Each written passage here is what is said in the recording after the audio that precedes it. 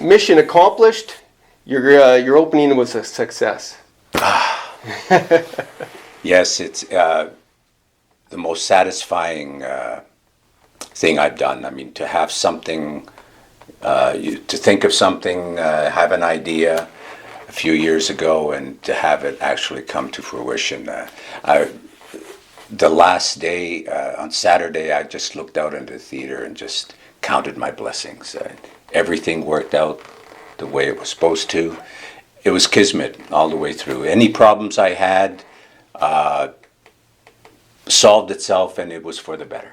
Oh, right on. So you can't ask for anything. I was impressed when I went Friday. It really was. Thank you, Dave. Thank you very much. There was a lot of really great talent showing through on stage, and as a unit, it looked like everybody was working together. Team 5, Yeah. we called them. I was so fortunate. I mean, there's so much talent up here. And I went with friends who told me, this person's good, this person is good. So I went on what they said. I didn't audition anyone, and it all worked out for, perfect. They were all wonderful. There's techniques when you're doing radio show that, they had to work on, and we only had really a week of rehearsals, and then we were at the Capitol. Mm-hmm. They did a wonderful job. The musicians, the cast, I couldn't have asked for anything more. So about 800 people each night? No, I think in total we had 800, which to me was a total success. The downstairs was pretty well full both nights, mm-hmm. and it was a great audience, very receptive. Yeah, everybody was very, beforehand looking forward to it, excited, and afterwards I could hear a really good positive energy. I wanted to entertain, I wanted to educate, and you could tell even when you're doing the show that people were, I didn't know that, and oh my God, that really happened. Mm-hmm. So I think they were entertained and educated that night. Looking forward to it as an annual thing. Yes, we were encouraged enough to, between the weekend, the restaurants downtown, Cecil's, Lou Dogs, the Moose, they were packed with dinner theater package, and then after the show with the entertainment, all the restaurants were packed. The museums, the Dionne Museum and the North Bay Museum were packed on Saturday with people interested because they learned about the show. I think most of the problem in this community was the apathy was just ignorance, not knowing exactly what happened and how important the Dionnes were for this community. So I think the interest has started to come around, and I'm very excited about that.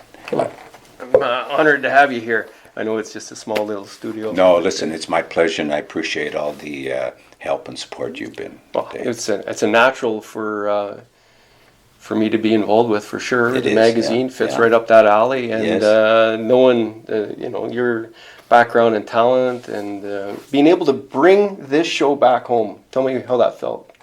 You brought a home show back home. Well, I mean, it was meant to be done up here, and to tell you the truth, I've wanted to perform at the Capitol Theatre all my life. I had an opportunity once back in '87, but I've been to many theaters in the country, and this is second to none. I understand it's one of the oldest vaudevillian theaters still in existence. I mean, most of them have been torn down and turned into cineplexes. So that theater stayed the way it was when it was built, I think back in '29, roughly. Well, the connection to the history of the radio station, CFCH, and that being started there in that building, and it's still that type of building, that's a nice circle. That was the other history I wanted to do. Even before CFCH was broadcasting here, I had the idea of doing it as a broadcast, and I knew the history of CFCH at the Capitol. In fact, our dressing room was the studio where they rented when they first came into existence, and they broadcast from the theater. So you can't buy those connections. Oh, yeah, and you can feel it. You can feel it, and What were you here for in '87 that you had? I did a one-man show called Baby Boomer Blues. Oh, okay. I tour with that once in a while with a couple of musicians, a harmonica player, Willie P. Bennett, who, the connection there is Willie P. Bennett was a very famous musician in Toronto, and Tony Quaranton, who wrote this show, produced his album. Oh, no kidding. So, the connections are incredible. And you had some old Pokeroo friends drop by. I managed to catch a little clip of it. Oh, yes. Well, I was glad that they told me beforehand because they were right in the front row. That would have thrown you off a bit. Oh, I think so. You're reading a script and you see people you don't expect. Someone came backstage and says, "Old friends are here to see you. Do you have time?" I said, I thought it was just people from North Bay that I hadn't seen. And when I saw them, I was just floored. Yeah. I toured with them with the Polka Dot Door live show. We toured across Canada. We had 3 groups going all over the country. Who were those people that visited Saturday? You remember their names? Greg Collett, McKinley Bryson, and I can't recall the others' names, but they were all. We were all on the road together, and we've had so much fun. Yeah, they were really excited to be able to see you before the show. And I hadn't seen some of them in years. So it cool. was just really wonderful. So they traveled here just for this? They did. Oh, that's nice support. Yeah, it really was. What kind of things were you going to do different? Have you figured for next one? Next year, I want to add. I want to add some more content to the show. Mm-hmm. After the show was written, I found out so much more. Right. That there's so much more to add. Mm-hmm. So I definitely will be doing it next year with a lot more content. Oh, that's looking forward to that, because even though you didn't have that much rehearsal and this was the first time, it showed a lot of promise. Oh, a dream that you dare to dream really do come true, as it says in the show. Yeah, it's kind of cool. So what other things, talk about some of the people that performed, if you think of their names. The 5 Dionne sisters that were singing, they seemed like they were a pretty good group. Wonderful group. Yeah. Stephanie Clarke, who hasn't acted, she's a musician in town with I think she has a duet. She was wonderful. The energy, and they just put their whole self They gave themselves into to it. They did. Yeah. Jennifer Carroll and Stephanie Kast, who are professionals, professional actors. They have a proscenium club theater up here, a touring company, and they did a show a couple of weeks ago, and it was wonderful. A lot of they were graduates from the Canada Theatre School, and now they're able to stay up here if they want to and do their, form their own company and tour, or be in one of the films or TVs. That so much is happening up here. Well, yeah, this is nothing like it was in the 70s when you were starting. No, I taught at the Canador for a year, but then the theater program went, and I ended up teaching ballroom dancing. I had my own radio show at CCAT, I believe it was. I ran a dinner theater at a restaurant, so I had the opportunity of doing a lot of things, which is nice in a small town that's so supportive. When you're starting off, especially, there's so much you can do here that you couldn't necessarily do in a big city. So it was a great starting point for me, but unfortunately there was no film or television. So and the change now compared to then, it must amaze you that it just, even auditions, you self-tape now, so you can be anywhere. Yeah. And you get a job, you go to Toronto, but I'd much rather be up here than to live in Toronto. I'll tell you that. Oh yeah. It was a tough pandemic, eh? But you got through it?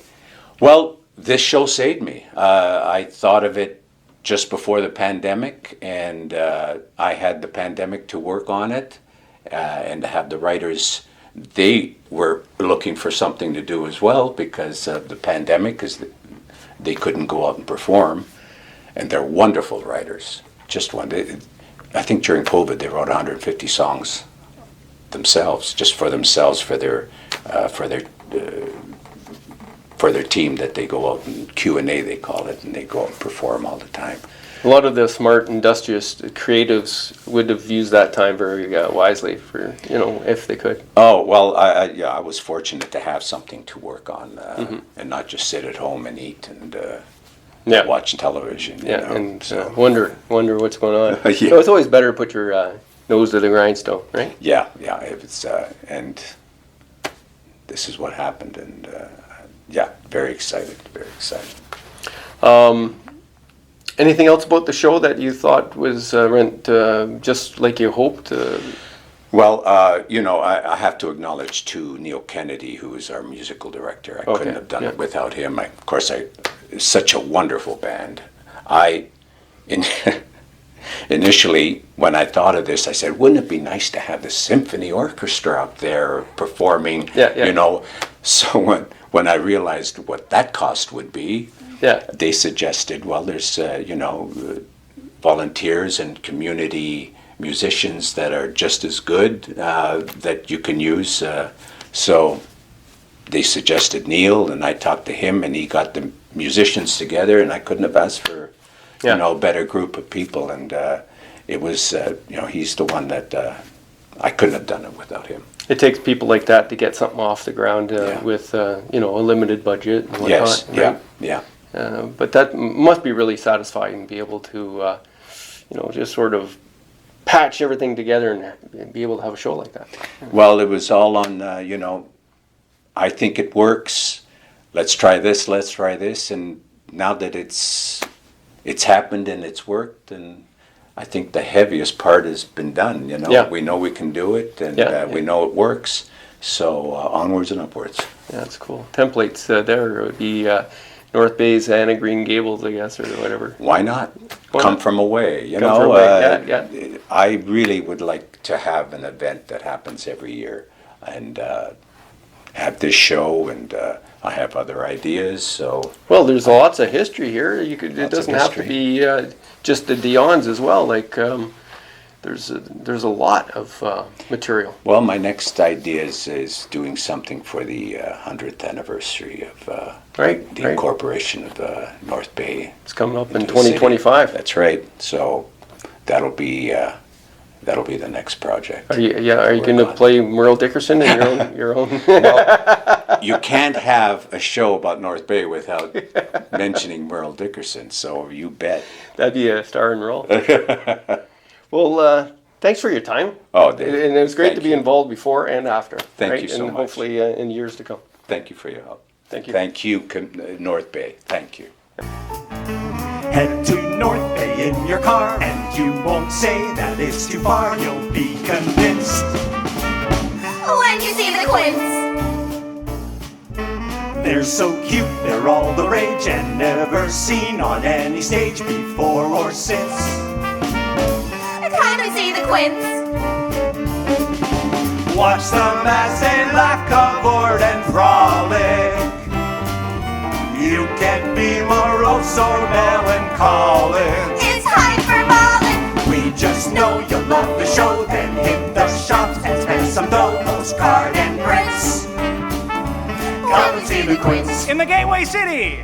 Come and see the Quints. Incorporated in 1925. Come and see the Quints.